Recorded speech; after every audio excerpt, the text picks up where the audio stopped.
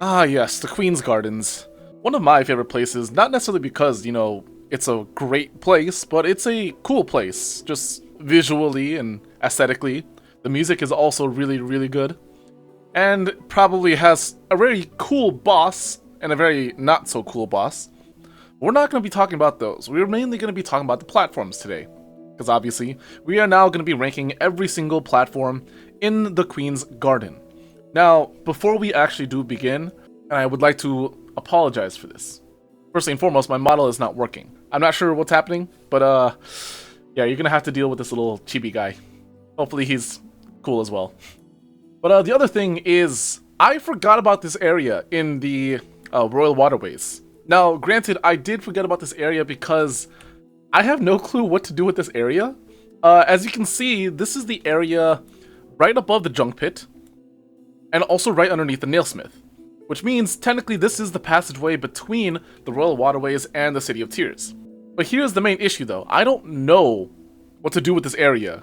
I don't know which section it's supposed to be in, and I guess because I didn't know, I just completely forgot. Here's what I'll do, I'll rate these three first, and then we'll go back to Queen's Gardens. So these three things, I'm gonna be completely real, no one really uses this area very much anymore. You don't really come to this area at all, pretty much. So in my opinion, these platforms are really just kind of here for traversing reasons. You just get from one location to the other. There's nothing super special about them. So in my opinion, these are all just kind of the average platform. They will all just simply get a 5. I deeply do want to apologize for missing these three platforms. As average as they are, they do not deserve to be cut out. And so because of that, I would like to apologize. And I do hope that you will accept my apology. That being said, let's get back to the Queen's Gardens, the part that we really want to get back to. And this place is moderately kind of big. Here's what it looks like. If you can see the entirety of the green portions of this map. But I do want to specify, it is still very, very big. Especially comparatively to the last two that we've done. The Royal Waterways and the Hive, those are very, very small. But as we will go into the Queen's Gardens, let's go ahead and start where most people would actually start entering the Queen's Gardens. Where is it? All the way over here. This is the part where, we do either QGA or people get Isthmus Tier, and this is where most people should. I'm going to make that real clear right now. Most people should enter through this area. There is one more way you can get into this area. I think it's all the way towards the bottom, via Deep Nest, but that's more difficult. So we're just gonna go in through the normal way. And in the normal way, we are greeted with our first couple platforms. At first glance, they might not seem very, very impressive. And yes, I will be grouping these ones because yes, technically they do fall.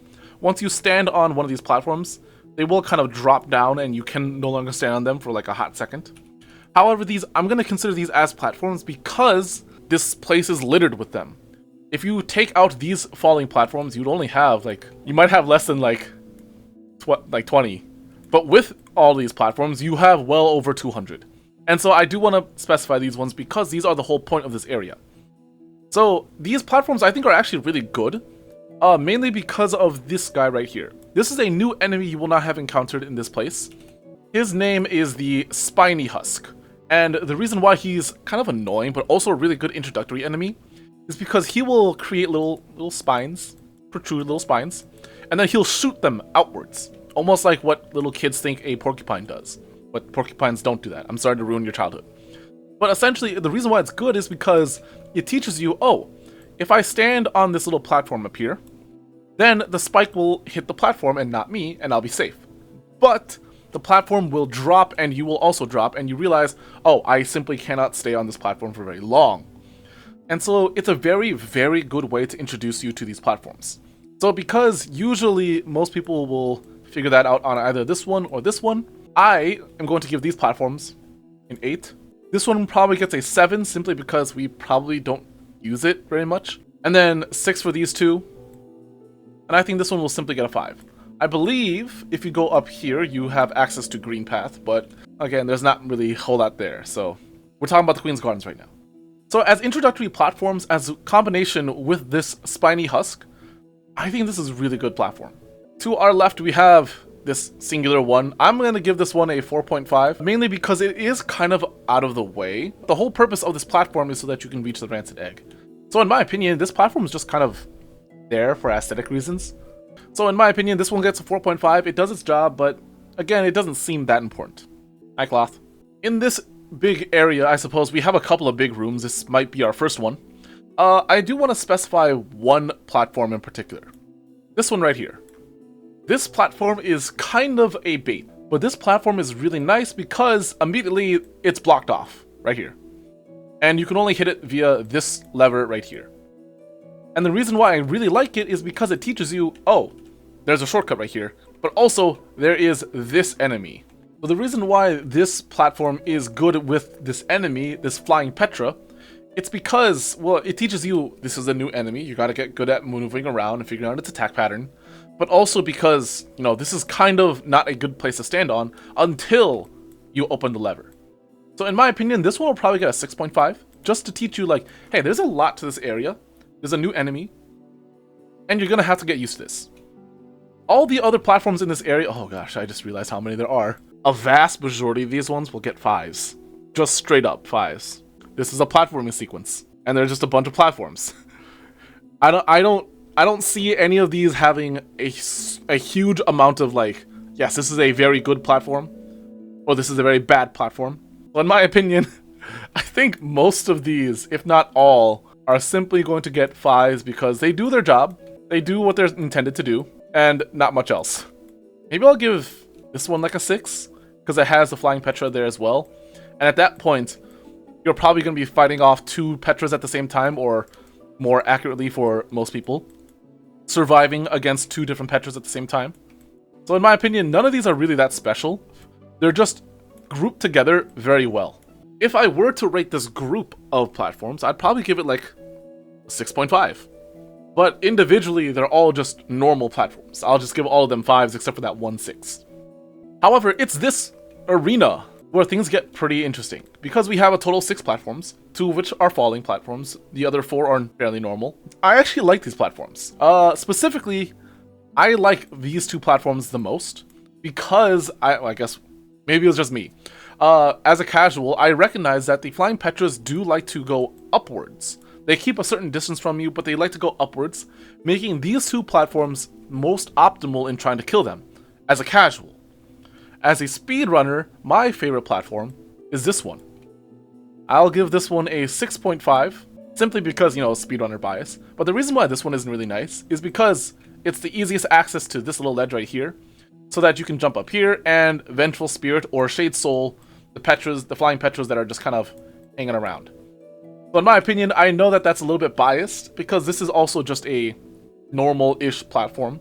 But I think these are all fairly good platforms. Actually, you know what? I'm going to give this one a 7, because I want to give this one a 6.5 for the first platform. Because the moment you enter this little arena, you see this flying Petra, and your only choice is to go onto this platform, and you realize, oh, it's an arena. Great.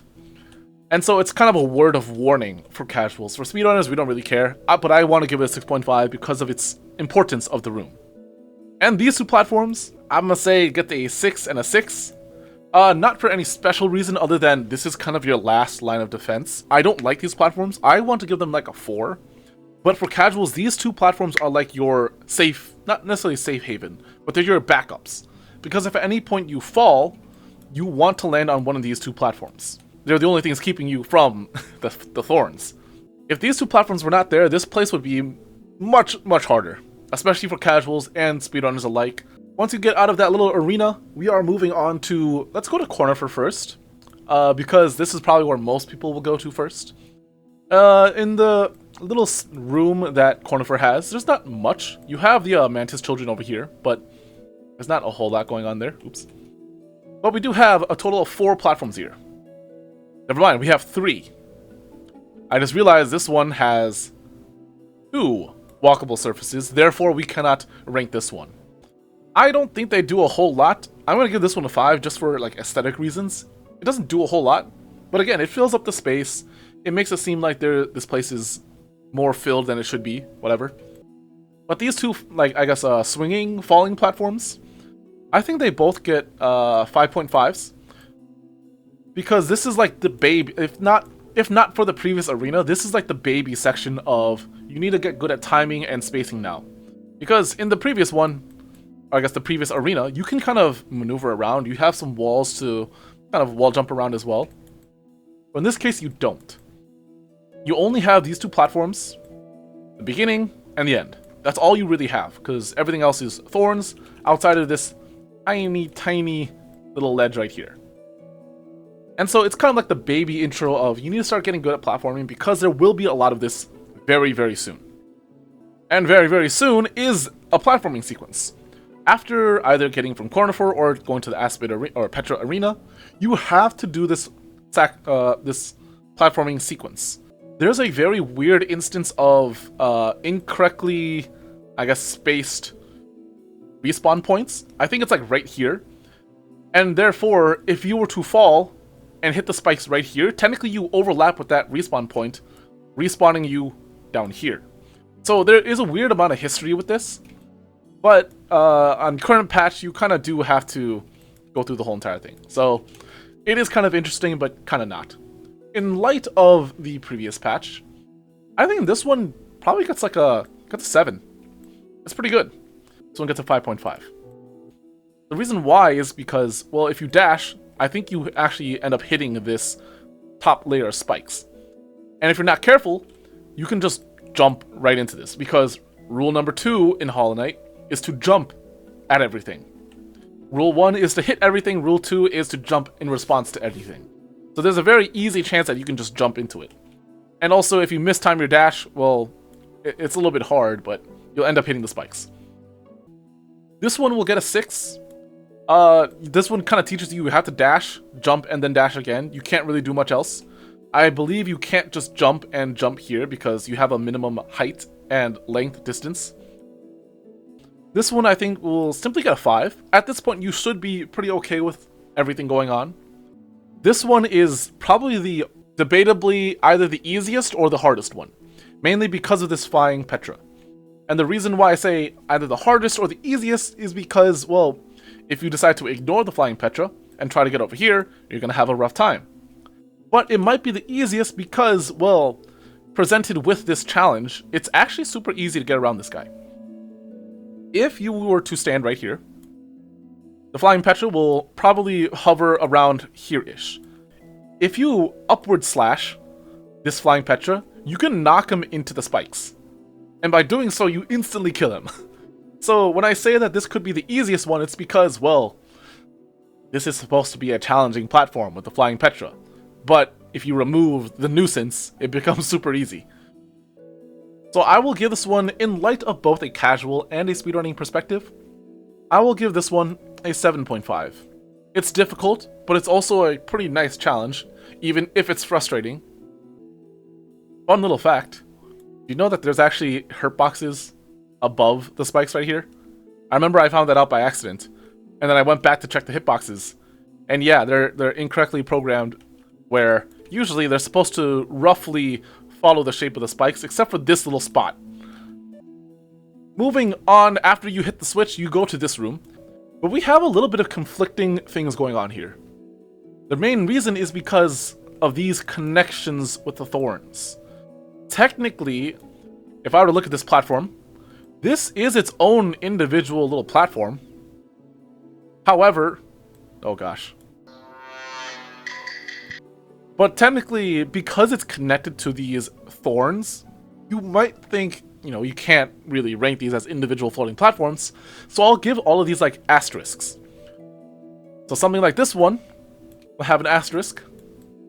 Something like this one will also have an asterisk. While obviously the floating ones will just get their own thing.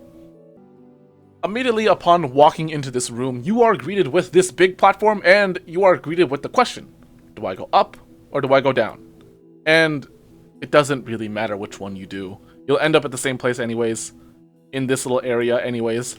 So in my opinion, this platform is only here just to serve, like, I don't want to say illusion of choice. I think, in my opinion, I would have liked a singular platform like this. Just one big platform like that, and we can have this little flying Mosskin over here instead. I'm not a game designer. I would prefer that more than this. So in my opinion, this one simply does its job. Well, I don't know if it does its jobs. I don't know what the job is supposed to be, other than being there. So I'll give this one a 4. Then we have our first asterisk platform. Probably get a 6. It's like the first introduction, unless you go this way.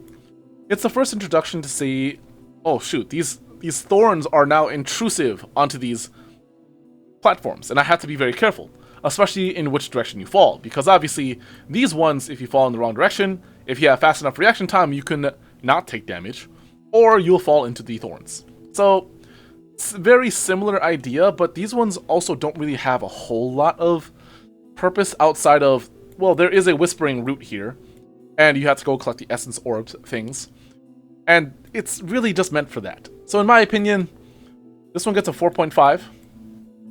This one will get a 4. Also because technically this is a dead end. So outside of collecting the orbs, there's not a whole lot of purpose in this one. And then we have this one lonesome falling platform. And it's okay. I will also give this one a 4.5. It doesn't really lead anywhere other than, well, you go this way. Or you go this way. So it doesn't really serve that much of a purpose. And also, if you stay here for too long, you'll just fall. So I think a 4.5 is good. In the other direction, we have some more falling platforms. And we have one more asterisk platform down here. So starting with the top ones, I think these are actually pretty good. The reason why is because if you were to go this way first, you are greeted with these ones, and you have to learn, oh, I have to fall down and be careful on the way down. So this one, I think, will get a 6. This one gets a 6.5. This one gets a 6. And I think I'll give this one a 5. Not because it's not as special as the other ones, but because by this point, you can just land here or land there. So it becomes a little bit, not useless, but it becomes a little less useful because you have quick access to safe floor. This one is also okay. I'm gonna give this one a 5 simply because it's required for you to get out of here. I do not believe you can go this way if it weren't there without double jump. So it's just kind of okay, I suppose. Same thing with this little falling platform. There's not a whole lot, but I will actually give this one a 4.5, and for one specific reason only. Most likely, there's a lot of people who will actually fall this way, miss that platform, and go here. And in response, I guess this is like unwritten rule number 3, one of the big things that a lot of people do is that they will dash in defense of anything. So we have the first 3 rules of Hollow Knight. We have attack everything, jump in response to everything, and then dash in defense of everything. Those are like the 3 unwritten rules of Hollow Knight that everyone just kind of naturally follows. And if you dash in the wrong side, well then you are greeted with spikes. So this is basically just a 50-50, and the reason why you usually dash to the left is because of this guy right here. He subconsciously makes you think, oh, it's an enemy. If I dash to the right, he might intercept me and I take damage anyways. So I'll dash to the left. So this one gets a 4.5 in my opinion because it's dangerous. This one, I think this one just gets a 5. It's not so much, right above it as, it's dangerous and whatnot. It's just kind of there. And this one, well, this one is the dangerous part. It's also really difficult to get to because I believe dashing may hit this little spike wall. So you kind of have to hop down here and then hop again and then dash because you can't actually dash straight forward. You'll end up hitting the spikes. So this one, for difficulty's sake, but also frustrating and optional, this one will get a 5.5.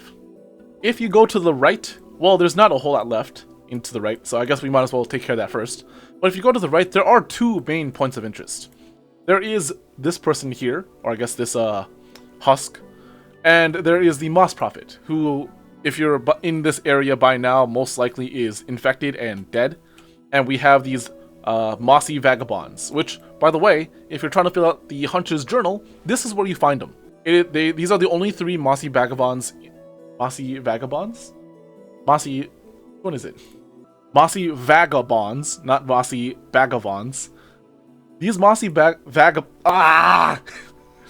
These mossy vagabonds are the only 3 in the entire game. Just like Alubas, there's two Alubas. These are the only 3 mossy vagabonds in the entire game, and you can only find them here. But eventually, you will get to this area whether you really want to or not, because the love key is with this deceased husk. There is a lot of good lore around it, but I don't know everything by heart. If you would like to know more about this, go watch Mossbag's video about Void. And, you know, learn more on your own. In this area, we have, I think, a total of 7 platforms.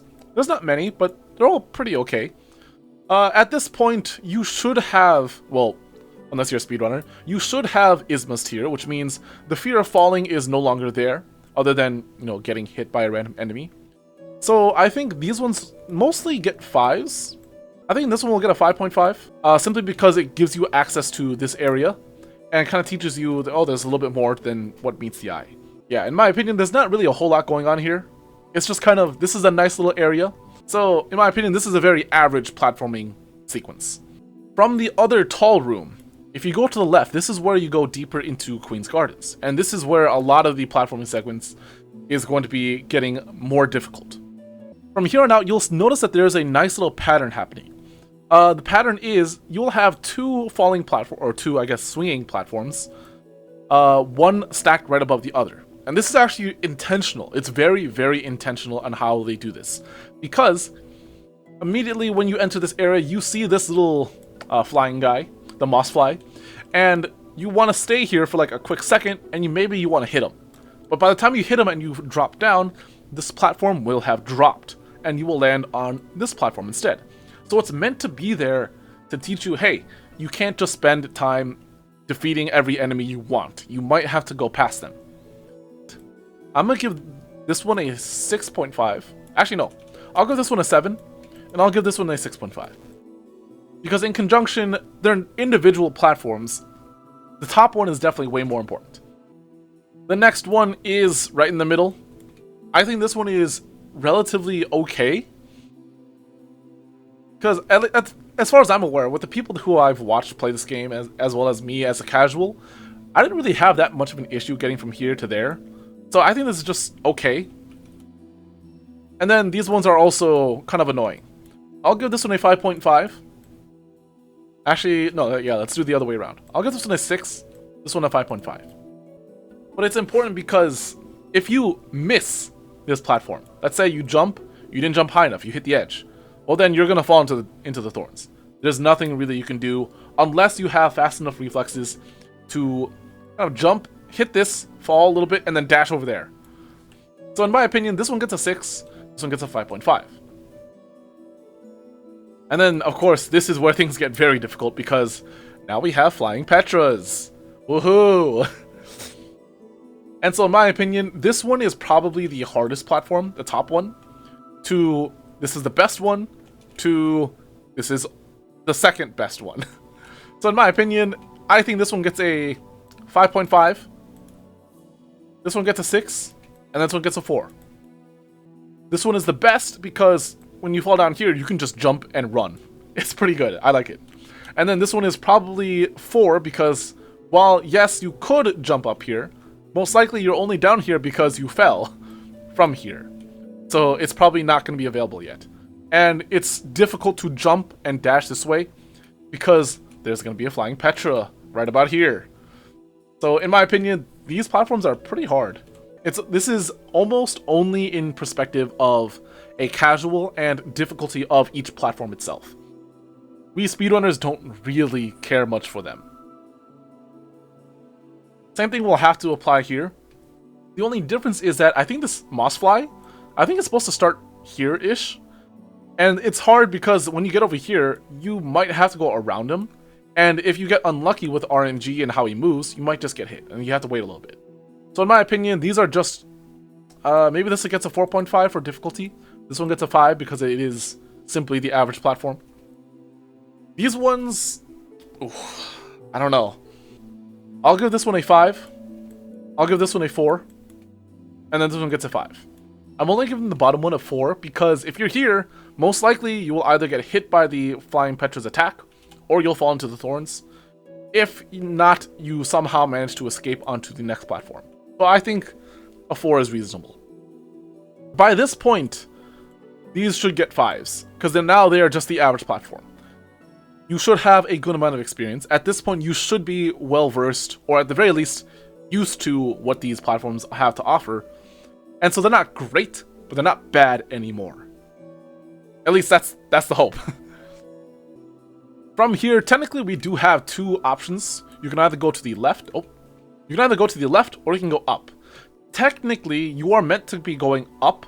However, I'm gonna go to the left first, simply because it is technically a dead end, and we can get this part taken care of first. Onto the left area though. There are some, but it's not like there's a whole lot. Because in this area, you go down here and you have access to Deep Nest. This is the Deep Nest route. Which means, yes, and I have done this before, you can go up this way via Dark Deep Nest, and my goodness, was it annoying, because Dark Deep Nest, Invisible, or Dark Pogo into this area is really hard. Oops. We will still go about this the normal way, because, again, that's a speedrun route. Most people will not go up this direction. So we're going to be going down in this direction instead. And down here, well, you can escape this Petra. And there is one platform here, technically two. And they're actually good platforms. I actually like these ones. This one will get a 6, this one will get a 5. The reason why this one gets a 6 is because the moment you fall down here, you are greeted with a slightly different, like, color scheme. If you look above it, it's very bright, it's very lively and vibrant. Once you get down here, it's dull and muted. And things suddenly feel like they're not safe, as by all of these wooden structures keeping it together. The moment you go down here, you realize I might be going into a different area. Or at the very least, something is different about this space. And so because of that, this safe platform is really good for that. This one only gets a 5 because, well, that's the only way to get out. I'll give this one... I'll give this one a 4.9. Mainly because I'm spiteful. So, technically, I'm going to give this one a 4.9 instead of a 5. Because it's such a nuisance. I would rather have this platform not be there. Or something else. Maybe something like this. Or, that's too high. Maybe something like this.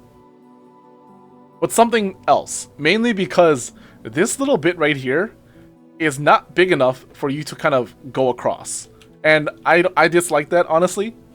As a speedrunner, it would be so much cooler if you could just stand here and then you can just crystal dash across or something. I think that would be so much cooler. But it's in the way. So I want to give it a 5 because yes, it serves its purpose perfectly, but I'm slightly spiteful because you have to go around. It's so annoying. But I do think it's kind of cool. The other platforms are somewhat in a similar position. None of them are that great, but they all just kind of float around. Some movement. You avoid the moss flies. Nothing more to be said. So I think most of these ones will probably get 5s. I think this one will get a 5.5 because, well, you can fall through this way. It's actually a speedrun thing to go around this way as opposed to going all the way around. So I'm just going to give it a 5.5 because of that. And actually, I'm going to give this one also a 5.5. Take a look at this. I'm going to use the vector tool, or not the vector tool, the line tool. If you fall straight down this way, you are actually completely safe. I know it looks like it's overlapping, but you are actually completely safe. You can fall straight down from here, that ledge, all the way down there. And that is a speedrunning tech. So this is getting a 5.5 also for the sake of there's just enough room for you to just barely go all the way down via inventory drop or descending dark or desolate dive or however means you go straight down. And because of that, it's really cool because you don't have to slowly go around and carefully make your way all the way down here. You can just drop straight down. And I think that's really cool. But that's all the area or platforms right above Deep Nest. The intended path is to go up after that platforming sequence. And, well, oh boy. Lots of people have died in this area, myself included. This is the Queen's Garden Arena. And you have a gauntlet of spiny husks, trader mantises, and flying petras.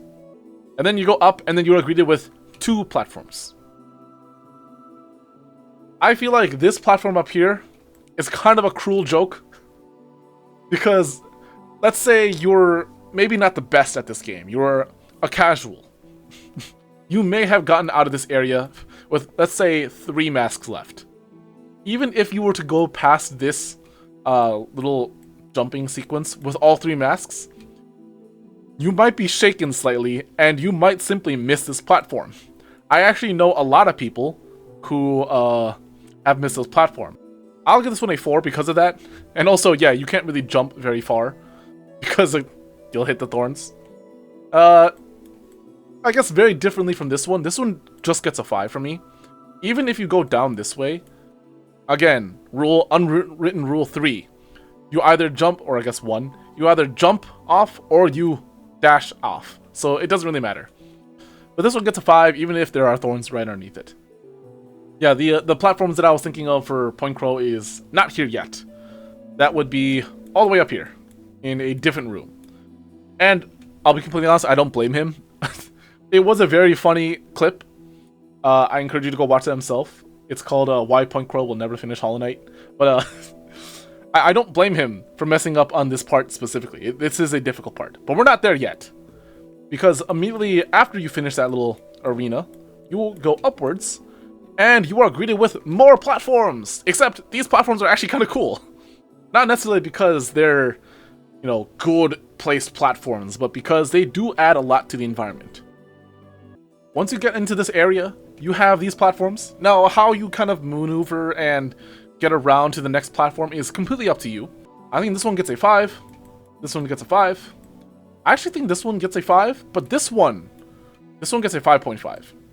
And you'll notice that these ones are ever so slightly different from most of the platforms we've seen around, because they do have a slightly different visual. They have leaves connected to them. As far as I'm aware, I don't think we've seen any leaves on any of these platforms so far. These leaves bring a very interesting thought to mind. It's getting more flourished.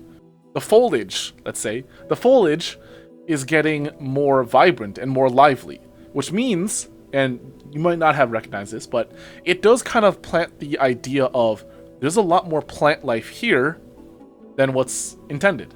And now that I say that out loud, I definitely said a pun, which I definitely did not intend at all. We do have some more technicalities here. This one gets an asterisk. I think this one will get a 5. It doesn't really serve that amazing of a purpose, but it does provide a nice little platform to kind of maneuver around, regardless of where you go next. Same thing for this one. This one also gets an asterisk. This one gets a 5.5. In my opinion, this one is probably the weakest platform in this entire area.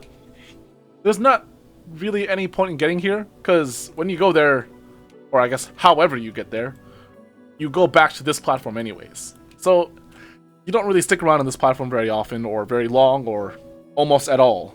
So in my opinion, this is probably the weakest platform in this area. This one probably just gets a 3. Which is crazy to say, because this is the lowest ranking platform so far, and it's a 3. We have had nothing less than a 4 until now. The same cannot be said for many, many other areas in this game. But the other platforms, they're okay. This one gets a 5. I think this one gets a 5. This one also, I think, gets a 5. No, they're just kind of okay platforms. I guess let's go up first, because I think that's the more natural progression. When you go upwards, we kind of circle all the way back around, and you'll see this lever, and you'll realize, oh, this is where I came in from. And so it does connect everything, and it makes it a nice little loop, as well as a faster method to get out of here. By now, you should be well accustomed to these platforms. They're nothing new, they're nothing that scary. It's this part. Whether you are a casual, or trying to get through this place as fast as you can, or you're just, even slightly better than casual, this is still a pretty difficult place. In fact, they even give you a soul totem here, so you know it's pretty difficult. These platforms are difficult because they're oddly spaced out, but also because, well, there's thorns everywhere. You can't really use the walls. You have to be good at maneuvering around. And any slight twitch in the wrong direction will probably lose a mask. So here's what we'll do. In my opinion, I think this one actually gets a 7 because it's an immediate Oh shoot, this place is difficult. I'll give this one a 6. This one gets a 5. And then this one gets a 5. 7 and 6 here are probably the most difficult ones. And I'll be honest, as a speedrunner, I don't even go to 6. Just as casual, this is probably where you're going to end up next anyways. Speedrunners will just go this way. So we kind of bypass both 6 and 5. It's only the top platform that we need. Same thing for these ones. This one will get a 6 because it's probably the first platform you will land on. And then this one gets a 5. I actually want to give this one a pure 5 because it's going to meet in the middle. And what do I mean by that? I mean that I want to give this one a lower score because of its difficulty and frustratingness, but I also want to give it a higher score because it's a challenging platform. So here's what I mean. This platform is very hard because if this falls, you have no chance of surviving. You will lose a mask. But it's challenging because you're supposed to get to this platform. And a lot of people will mess this up because they'll jump in here, they will dash too short and fall, or they'll take too time and just drop. I'll give you a little secret though. If you stand not even on the edge of this platform, just more to the left of this platform, you can just dash once and you'll just land on the other platform and you'll be completely fine. A lot of people overthink this one. So in my opinion, I want to give this one a 5 because of its difficultness, but also because of its introduction to difficultness. So I'm kind of forced to meet in the middle. But I think this should get a 5. You can say anywhere between like a 4 and a 6.5 in my opinion, but I think a 5 would be fair. Same thing with this one. I think this one just gets a 5. At this point, you just need to jump. And that's not that difficult. So 5s all around. Same thing with this one, just like what I said before. These ones are all pretty okay. I guess this one get a 5.5. They're nothing really special. It's the same pattern as this one, just one less platform, I guess. And technically it's even easier because by this point, you are free! The moment you get out of that little platforming sequence, you can either continue going up this way, or you can go left towards the Traitor Lord. The only thing up here, and I'm really confused, because up here is just a grub. But what makes it even weirder is that above here is just a grub. But apparently there's a speedrun about this grub. Apparently, this speedrun is called Who%. And the whole goal is to get this grub. I don't know why this exists. I saw it on the Hollow Knight speedrun live split maker. I don't know why it exists. Don't ask me. But I think it's really funny, and I would like to be able to do it at some point in time. But the speedrun is also extremely brutal. Like, you have to do Dark Deep Nest. You have to do double jump skips. And you also have to do fireball skips. I'll explain when we get there, but yeah, this place is brutal. But we have some really, really nice platforms. I actually really like this one because it provides a lot of wide room, but also it limits how much you can actually get hit by the Spiny Husk. The only times where you are in actual danger is if the Spiny Husk shoots out spines like left and right, because most of them go up and around. The same issue kind of above. The only difference is this is like just a normal platform. It's these other platforms that make things a lot more difficult. Because now we have Flying Petra 1, Flying Petra 2, and a whole lot of open space for them to freely wander around. And yes, their attacks go through platforms, unfortunately. So really, in my opinion, this one is more of a trap. I'll give this one a 4.5 because of that. There's no reason to go here. I think you can't even make this with double jump. I don't think. So you have to go around. And in my opinion, this one gets a 4.5 because, well, kind of have to use this platform unless you go this way. So it's not getting a 4 because you can just simply jump off of it and it's not the worst platform, unlike the other ones. This one gets a 5. This one, 4.5 because of this spike part right here. This one will also get a 4.5 because of this Petra. This one will get a 5, 5, and then 5. At this point, you should be free to go. And then, yeah, this one also gets a 5. It's there's nothing really special about these ones. But these ones are definitely more difficult because of the Flying Petras. Depending on, whether there's one or two, these become either kind of difficult and very difficult. We only have one platform. However, there is something about this area that I want to talk to you about. As I previously mentioned, the Who%. This area, and I just want to touch on Who% because I think Who% is one of the most difficult looking speedruns I've ever encountered. More difficult than Slope, like the Slope Ball or the Fireball Stall. Because at least in Fireball Stall, there's a good setup for things, right? You look at the ledge and you shoot Fireball and then you can pogo off of it. This one is more brutal in my opinion. Because the speedrun for Who%, you don't have Crystal Dash. The fastest method possible here is actually a triple reverse Fireball. But to explain it the best way I can, is that you can make this jump from here, I guess dash, I think, right? You can dash, I think you double jump, dash again, I think, and then you have to be holding left, so you're going left, but you have to turn around and shoot a fireball this way, move left ever so slightly again, and then shoot fireball to the right again. If you catch my drift, basically you have to keep going left, turn to the right for like a frame, shoot fireball, and then continue going left. And the reason why it's so brutal is because I think it's only task levels of precision to do it in 2. Which means from every human being ever, you need to do at least 3. And in case you didn't recognize, there's not a whole lot of enemies around here outside of this spiny husk.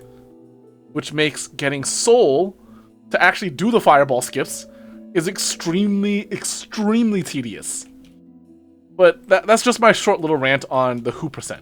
I think it's definitely one of the most difficult speedruns I've ever seen in my life. This platform, though, is whatever, I think. This one gets a 5.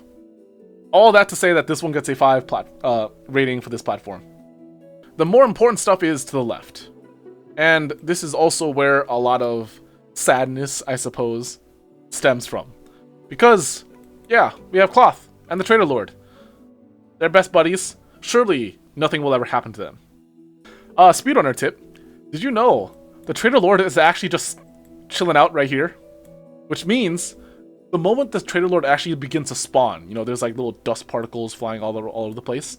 The moment those dust particles, start to come in, you can actually hit the Trader Lord before it even spawns.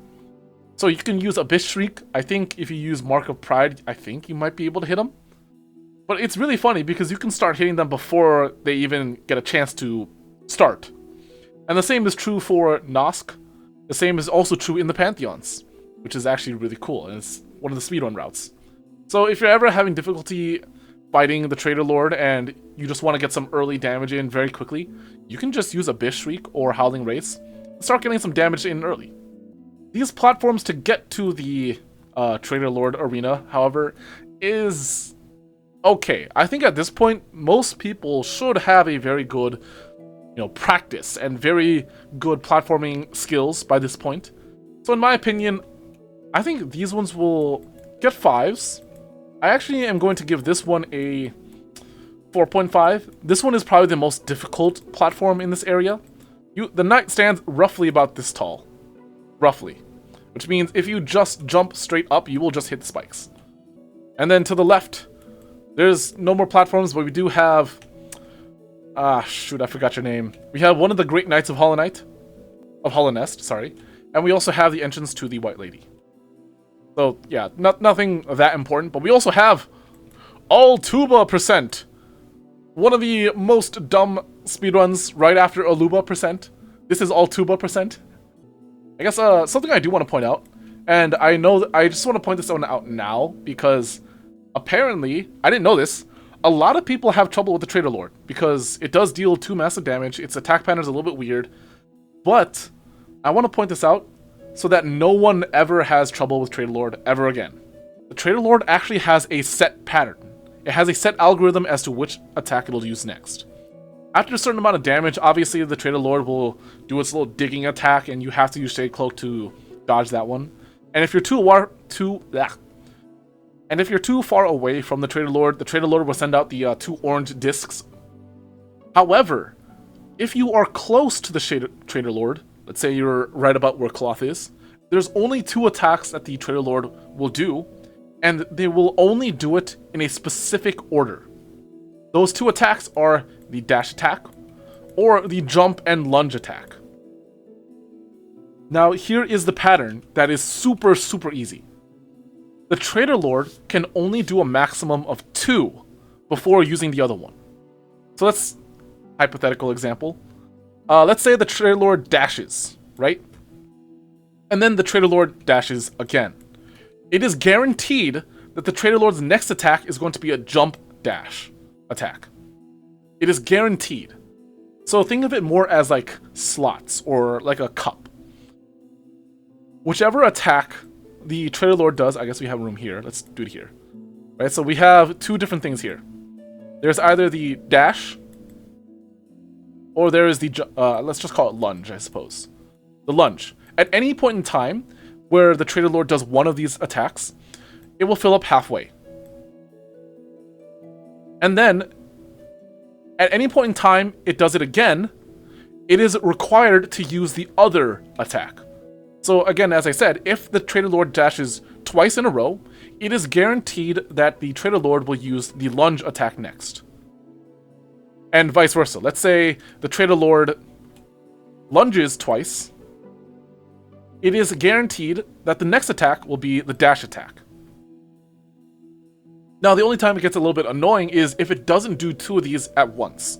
Let's say the Trader Lord dashes, and then it lunges. At this point, it's still a 50-50 whether it will dash or lunge. However, you will also note that the moment it lunges, let's say it lunges next, it is guaranteed to do a dash next. And then at that point, you're back to square one. It can do either or. But that is something that I've noticed about this boss fight. It's super easy, which makes upsetting attacks really good, because let's say you don't have a strong nail, let's say you're using a spell build. If you know for a fact that Trader Lord dashed, and then it dashed again, you are guaranteed to be able to use Abyss Shriek right underneath it as it just lunges above you. Or even in a slightly different universe. It dashes, it lunges, and then it dashes after that. You are still guaranteed that it will lunge again next. So regardless of what happens, this is a very easy boss. But that's just like my pro tip for fighting Trader Lord. But I hope now that you are well equipped with this knowledge, Trader Lord becomes one of the easiest bosses in the entire game. So I hope that helps. But back to the original area. Obviously, to the above is the Trader Lord and Who%. To the left is arguably one of the more frustrating parts of the game. Mainly because there are these guys. These guys. And it may not look like much. These guys, they jump around. In the community, we call them frogs because they hop around all the time. And it's really annoying. So yeah, right now, these frogs jump around a lot. And it becomes supremely annoying because, well, the goal here is simply to get across without taking as much damage as possible. And they hop around always. So yeah, we call them frogs, but really, I believe these guys are called Loodles, which is hecking adorable. Like it's such an adorable name. They're called Loodles. It's so funny to me. But yeah, these guys are very annoying. And to the left of them, you have a lot. But we don't have many platforms here. It's not until after we pass this giant husk shell that we have a lot of platforms. And these platforms actually are very good. Not because they provide cover. If anything, they don't provide cover. The unfortunate part here is if a Loodle, let's take this Loodle example, jumps onto the bottom of this part, it's now there. But there's a chance that Loodles will either jump very quickly or they'll spend time where they just landed. I don't know what seems to be the pattern. But if they jump rapidly, there's a chance you can just get hit here and just get blocked off for a good like 10 seconds. But in my opinion, these platforms are more or less for a challenge, not actually for safety. So I think in that regard, they do their purpose very well, actually. So I think this one gets a 6 because it's the introduction one. This one probably gets like a 5, and this one probably also gets a 5. At this point, you're probably more annoyed than fascinated by these new enemies. There are some, but unfortunately this place does suffer a lot from the same thing that happened in the Royal Waterways. Everything is kind of connected together, which makes everything one giant platform. So unfortunately there's not a whole lot of platforms I can rank here, but there are some right below us. This one down here is, I'm gonna be real, I think this is probably the absolute worst platform in this area. I know I said it before with that number 3 one, but this one is definitely the worst platform here because of all of the loodles. I'm only gonna give it a 2.5 because there's no reason for you to go here other than to get hit by the loodles. There's no incentive to go here because the most efficient way of killing loodles is either using Desolate Dive or Descending Dark because you get iframes, or just hitting them from below, right? If you jump up and just swing your nail through the platform, you will hit them. And there's no reward into doing this either. It's not like, oh, there's an item here, or there's a secret passageway here. It's just a platform. It's out of the way too. So it's not like it offers a whole lot of assistance or even traversing. It's just there to increase, or I guess shorten the distance from one hop to another. So in my opinion, this is probably the worst platform in this area. It does serve its purpose. I want to make that very clear. It serves its purpose, but its purpose is not meant for the knight. It's meant for the loodles. So for the knight, in that regard, it's a bad platform. Below here are, I guess, it's another weird arena. I don't really know what else to say about this one other than I think it's good. It's okay. It looks like Registeel. At this point, the only real threats here are the Flying Petras. And at this point, it's now just your arena. It's your playground. Go about it how you will. There are no bad platforms in this spot. There are no, like, amazingly awesome platforms in this area either. It's just kind of good all around. So I think all of these ones... There. I'll just do that. All of these ones will get a 5. They're good platforms. There's nothing bad with them. I think they're good. And then to the right is my least favorite boss of this entire game. Marmu. For those of you who don't know, Marmu is a spirit warrior who basically just bounces around and goes like, woo!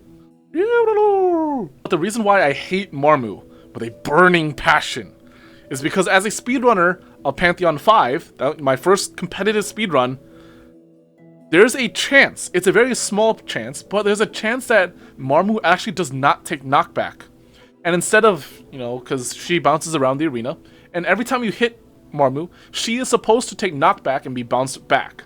However, there is a random chance that Marmu will not.